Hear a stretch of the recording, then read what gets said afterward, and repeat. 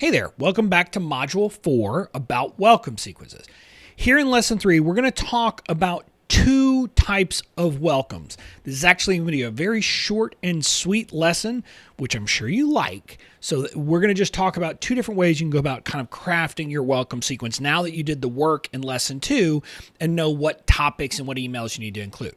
Here in Lesson 3, we're going to talk about the two types of welcome sequences, how to decide whether to use a greatest hits welcome sequence, and what to do if you don't have greatest hits yet. Short, sweet, to the point.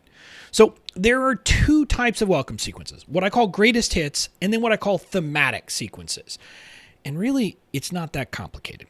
A greatest hits sequence is a sequence you create by repurposing some of your most popular past emails. So if you have weekly emails that really resonated and can be repurposed into a welcome sequence, use those. There's no reason to reinvent the wheel. There's no reason to create more work than you have to.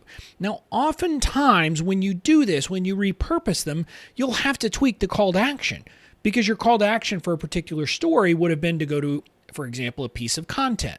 And maybe now you want to use that story instead to talk about a core value. But the concept is that if you have a prior email where the story resonated like crazy, you might as well repurpose that so that people can really get to see some of your best prior emails. Think about it. There really is no better way for them to get to know what to expect than to see the emails you've already sent. So that's what a greatest hits sequence is in broad strokes. My current welcome sequence is a greatest hits sequence. I'm using prior emails that I had sent for my weekly emails that were some of my best performing. And I've in some of them, the call to action is basically the same. In others, I've had to tweak the call to action. But that's what I'm doing with my welcome sequence currently.